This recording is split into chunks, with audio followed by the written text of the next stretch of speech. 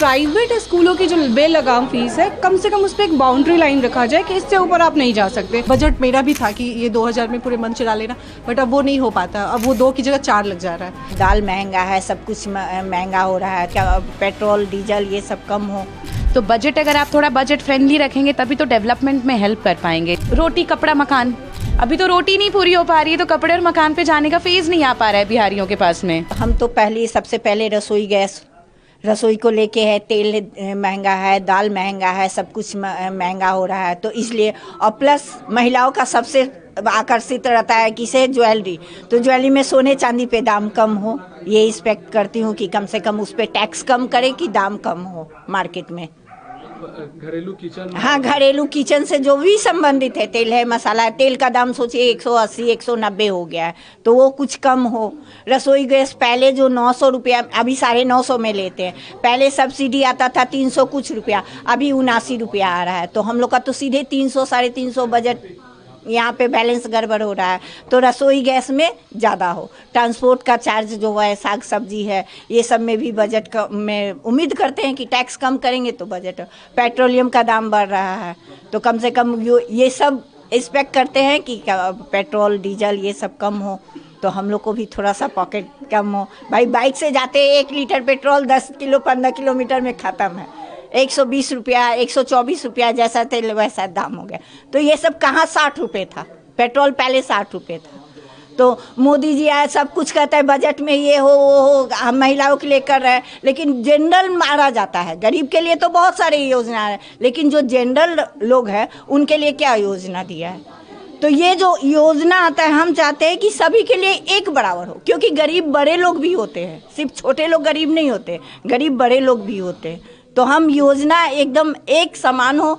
School का fees हो, fees का भी बजट एक रूल होना चाहिए कि किसी भी स्कूल का, चाहे वो बड़ा स्कूल हो या छोटा, एक कहीं भी दिल्ली बॉम्बे कलकत्ता कहीं भी हो, एक फीस हो।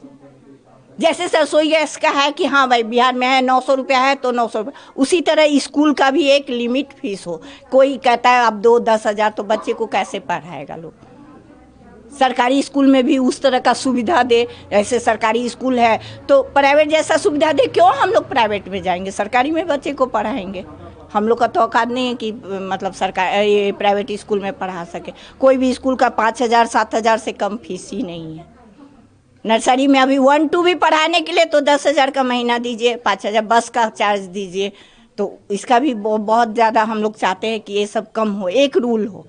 सरकारी स्कूलों में जो प्रावधान है वो तो बहुत अच्छा है, लेकिन जो प्राइवेट स्कूलों की जो बेलगाम फीस है, कम से कम उस पर एक बाउंड्री लाइन रखा जाए कि इससे ऊपर आप नहीं जा सकते। बस इस बार हमें यही उम्मीद है। एजुकेशन, हेल्थ और बिहार थोड़ा और डेवलप करे और विशेष राज्य का दर्जा मिले, ताकि बिहारी कहीं भी प्राउडली बता सके कि हाँ हम बिहारी हैं। उम्मीद के बारे में तो बात नहीं कर सकते क्योंकि वो तो एक सरप्राइज़ की तरह आने वाला है कि बजट क्या होने वाला है। लेकिन हाँ, उम्मीद हम ये रखेंगे ज़रूर कि बजट ऐसा हो जो अभी फ़िलहाल, because Bihar is now at the stage of developing, अब डेवलप कर रहा है। तो बजट अगर आप थोड़ा बजट फ्रेंडली रखेंगे तभी तो डेवलपमेंट में हेल्प कर पाएंगे। जैसे कि एजुकेशन हो गया, बाकी की और जैसे महिलाएं हैं, लेडीज़ हैं, वो चाहती हैं कि उनका जो किचन आइटम है, फ्यूल है, वो सब पे थोड़ा कंट्रोल आए। मेरा तो ये मानना है कि थोड़ा एजुकेशन में एजुकेशन की फ़ीस वगैरह कम की जाए, बच्चों को स्कॉलरशिप्स दिए जाए ज़्यादा से ज़्यादा, नॉट जस्ट गवर्नमेंट वाले पॉलिसीज़। प्राइवेट स्कूल में भी पोटेंशियल के हिसाब से बच्चों को एडमिशन दी जाए, वहाँ पे भी स्कॉलरशिप की फैसिलिटीज़ हो अच्छे अच्छे स्कूल्स में, ताकि जो बच्चे अच्छा पढ़ सकें उनको ऐसे रास्ते पे नहीं जाना पड़े। वो बजट में पेरेंट्स अफोर्ड नहीं कर पाते हैं बहुत बार, क्योंकि बच्चों के पास टैलेंट होते हुए भी। हेल्थ केयर अच्छा हो। हम पटना में कितने ही हॉस्पिटल्स है, या तो आप बहुत बड़े हॉस्पिटल्स है या तो फिर ऐसे हॉस्पिटल्स ही नहीं है जहाँ पे आप बहुत ज़्यादा अपना आप अपने चाहने वालों को बचा सकते हैं। I am going through that phase. तो मेरे को ये मालूम है कि एक हेल्थ केयर की भी फैसिलिटी अच्छी होनी चाहिए और बजट उसको भी मेंटेन करना चाहिए। उसके बाद और भी बहुत सारी चीज़ें हैं, जैसे रोटी कपड़ा मकान है ना। रोटी सस्ता होगा तो लोग कपड़े खरीद पाएंगे, कपड़ा सस्ता खरीद पाएंगे तभी तो मकान पे जा पाएंगे। अभी तो रोटी नहीं पूरी हो पा रही है तो कपड़े और मकान पे जाने का फेज नहीं आ पा रहा है बिहारियों के पास में। तो उस चीज़ पे भी उन लोगों को फोकस करना चाहिए कि मतलब एटलीस्ट थोड़ा सा जो ये खान पान है और ये सब चीज़ें हैं जो जा रही हैं, कंज्यूमिंग जो भी हमारा कंजम्पशन का जो भी सामान है, खाना पीना, सब्जी, तेल, मसाले, गैस, फ्यूल, उनको थोड़ा सा प्राइस का डिडक्शन ज़रूरी है। ठीक है, घरेलू तो है ही, वो तो हम लोग जूझ ही रहे हैं। चावल है, दाल है, हर कुछ है, सब तो महंगा ही है। हम लोग मीडियम क्लास के आदमी हैं ना, हम लोग के लिए तो सब कुछ महंगा है। क्या सस्ता है? हमको तो कुछ सस्ता नहीं लग रहा है। 180 रुपये किलो तेल है, 180 रुपये 160 रुपये किलो आपको दाल है। हम लोग कहाँ होलसेलर जाएंगे, कहाँ जाएंगे?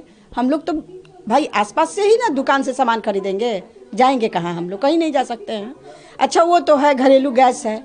और आयुष्मान भारत का जो कार्ड हम लोग मिडिल क्लास के लिए कुछ भी नहीं है। हम लोग कहाँ हैं? हम लोग का अगर कोई हस्बैंड बीमार पड़े, कुछ पड़े, तो हम लोग के पास क्या है? कुछ भी नहीं है। तो कम से कम ये जो 70 किए हैं, तो कम से कम 50 करें। आयुष्मान भारत वाला 50 और मीडियम क्लास के लिए भी करे, ताकि हम लोग को कुछ राहत हो। ठीक है, 5 ही लाख करें, लेकिन हम लोग के लिए तो कुछ राहत हो। वो तो कुछ भी नहीं है, कुछ भी नहीं है, हम लोग के लिए कुछ नहीं है। और ये तो हो गया। अब दूसरी बात ये है कि हम चाहेंगे कि मेडिकल वाला जो हो, मेडिकल फैसिलिटी यहाँ बहुत अच्छी हो, ताकि जो हम लोग का परिवार है, जो हम लोग बाहर लेके जा रहे हैं, वो पटना में इतना अच्छा हॉस्पिटल बने, ताकि हम लोग अपने परिवार को कहीं भी बाहर लेके ना जाए। पटना में भी फैसिलिटी हो, अच्छे डॉक्टर्स हो, अच्छी सब सुविधा हो, ताकि हम अपने परिवार का इलाज करा सकें और सब कुछ करा सकें। और मेडिकल जो दवा है वो भी सस्ती होनी चाहिए, कि ताकि हम लोग मीडियम क्लास के फैमिली हम लोग हैं, हम लोग अपना दवा दारू भी आराम से करा सकें।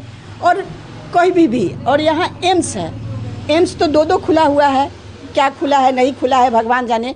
एम्स में अगर हम कितना भी पैरवी कर दें, चाहे वो कोई मिनिस्टर लोग का तो नाम हम रखेंगे नहीं, ये तो हम नहीं रखेंगे, लेकिन कितना भी पैरवी लगा ले, लेकिन वहाँ अगर एक सीट भी अगर मिल जाए हम लोग के लिए, तो वो नहीं मिलता है। तो हम लोग वो क्या है, हम लोग मजबूरी में लेके बाहर चले जाते हैं और प्राइवेट हॉस्पिटल में ही कहीं भी हो, हॉस्पिटल में इलाज करा रहे हैं। ये सुविधा हम सरकार से अपील कर रहे हैं कि ये सुविधा हमको मिले। बजट से हमें बहुत उम्मीदें हैं। पहले तो हमें जैसे कि सबसे पहले किचन हो जाता है, फिर मैं एक वर्किंग वूमेन हूँ, प्राइवेट जॉब ही है, बट उसके लिए पहले सबसे पहले ये होता है कि पहले जितने कम पैसे में पेट्रोल भराती थी तो मेरा मंथ चल जाता था। एक बजट मेरा भी था कि ये 2000 में पूरे मंथ चला लेना, बट अब वो नहीं हो पाता। अब वो 2 की जगह 4 लग जा रहा है। तो सबसे पहले तो इसे कम करना चाहिए फ्यूल को लेके। उसके बाद दूसरी चीज़ है किचन में, पहले किचन का एक पैसा मुझे मिलता था लिमिट कि इतने में किचन चला लेना है, घर तुम्हें अपना, उसमें मैं सेविंग भी कर लेती थी, बट अभी नहीं हो पा रहा। अभी वो पूरा पैसा लग जा रहा है और ऊपर से मुझे अपना भी पैसा लगाना पड़ता है। हस्बैंड जो देते हैं वो तो चला ही जाता है, बट मेरा भी और लग जाता है उसमें। तो ये इसमें थोड़ा सा सरकार को सोचना चाहिए कि महिलाएं उसी किचन से ही अपने आप के लिए कुछ सेविंग करती है, रोज़मर्रे की चीज़ों खरीद के उसमें से भी कुछ बचता है, वो है। और हाँ, स्कूल में बच्चे का फ़ी इतना बढ़ गया है कि उसके लिए अब पहले मेरा एक बच्चा था, अभी दूसरा हुआ, दूसरे के लिए हम लोग को और मेहनत करनी पड़ रही कि दूसरा है, अब उसको कैसे स्कूलिंग लेके उसका पालन पोषण सब करने के लिए हमें और ज़्यादा मेहनत करनी पड़ी। तो सरकार को भी थोड़ा सोचना चाहिए कि अगर 2 बच्चे हैं तो स्कूल में फ़ी को थोड़ा कम किया जाए प्राइवेट स्कूलों में। तो यही सब उम्मीद है हमें सरकार से बजट को लेके।